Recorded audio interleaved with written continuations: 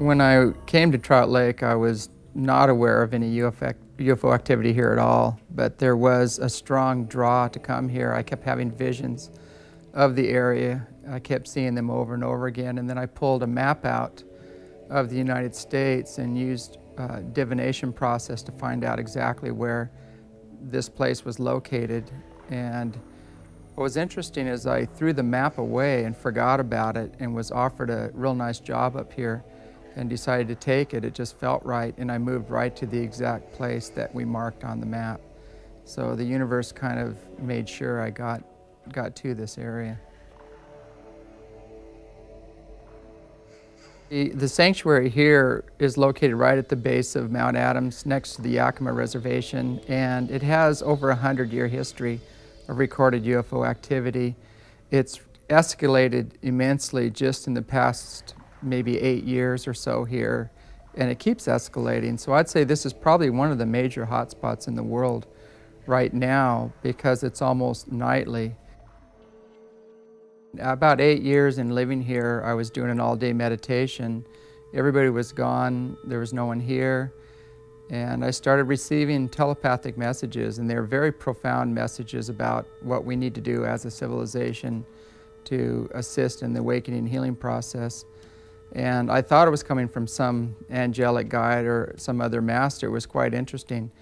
And when they told me that they were coming from a ship, I thought I'd lost it. My imagination had run amok, and I decided to end the meditation right there. And I went out to work in the garden to start, planting some trees or doing something of that nature. And before I even hit the front door, my sisters came running up, banging on the door, asking me if I saw it. And I said, "See what?"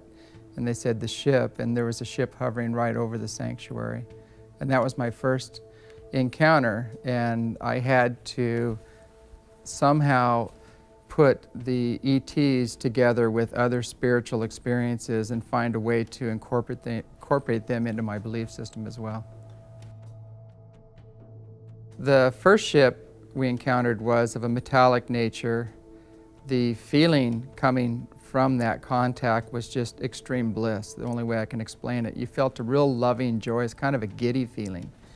And it was a wonderful experience, is the only way I can say it. And those contacts continued for quite some time, and they started filling me in on the nature of the universe and the ancient history of humanity and a lot of the things going on that we need to look at in order to move in our evolutionary process to a higher state. The UFOs that we've observed here come in almost every size, color, and shape. We've had very large disc-shaped objects fly over that were metallic. We've had smaller ones that were dark, kind of a dark colored in nature. We've seen some very large tetrahedron-like pyramid-shaped ships. We've seen triangular ships that were, some were probably about, I'd say at least 150 feet wide. Some are almost a mile long, and we've actually photographed them. The majority of the ships that we've seen here are light ships. They are not powered down into the physical. They're flying in a powered up mode, you might say, and they're more of a light ship.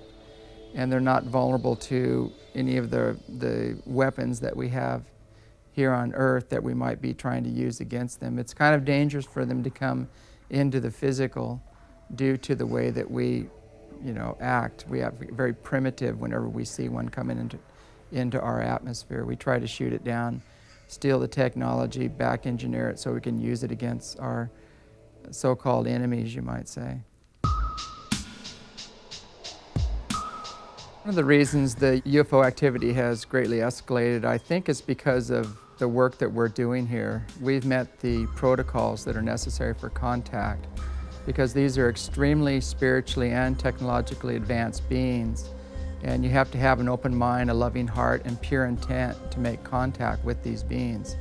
And because we've met those protocols, and that's what the center is based on, they are doing their part to make themselves known because they're like cosmic cheerleaders. They love what we're doing here, and they're hoping the rest of humanity will also follow suit.